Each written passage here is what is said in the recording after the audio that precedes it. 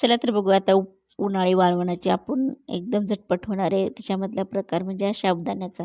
एकदम आहे ना, जॉबवर जाणाऱ्या जर बायका असतील ना किंवा त्यांच्याकडे वेळ नसेल तर झटपट तुम्ही साबुदाण्याचे पापड आहे ना करू शकता. त्यासाठी काय केलं मी, रात्रभर साबुदाणा भिजत टाकला. ज्या पातेल्यानं आपण साबुदाणा भिजत टाकला ना त्याच पातेल्यात 3 पट मी याच्यामध्ये पाणी उकळायला ठेवलं होतं. मस्त असं पाणी उकळल्यानंतर त्याच्यामध्ये काय करायचं, साबुदाणा टाकायचा. साबुदाणा टाकल्यानंतर आहे ना त्याच्यामध्ये कंटिन्यू जरा थोडंसं ढवळत राहायचं. आतनं मधनं असं काय होतं, तुम्ही साबुदाणा टाकला तर ज्या लक्षात येईल तर काय होतं, ते बुडाला चिपकला जातो. हे बघा किती वेळा जर मी त्यात ढवळलं ना तरी बघा अजिबात साबुदाणा बुडाला चिपकला नाही. मस्त असं 15 मिनटं चांगली कडकडून उकळी काढायची. हे बघा आपलं मस्त असं साबुदाणा शिजून आपले तयार आहेत.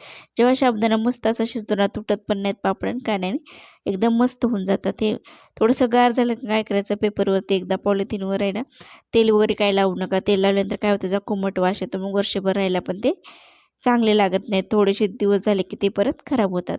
मस्त असे बघा वाळवणातले पापड आपले तयार आहेत. मस्त 2 दिवस कडकडीत आपले उन्हामध्ये वाळत टाकले मी. हे बघा तुम्हाला मी लगेच तळून पण दाखवते. थोडंसं कढईमध्ये कडकडीत तेल तापवलं मी. तेल तापवल्यानंतर बघा किती पांढरे शुभ्र आपले पापड आपले तयार आहेत. चॅनलवर जर नवीन असेल तर चॅनलला सबस्क्राईब करा, लाईक करा आणि शेअर करायला विसरू नका. आपली उन्हाळी वाळवण्याची सिरीज आजपासून सुरू झालेली आहे. डेली तुम्हाला मी उन्हाळी वाळवण्याचा व्हिडिओ, तुम्हाला जर कुठला व्हिडिओ पाहिजे असेल तर कमेंट्स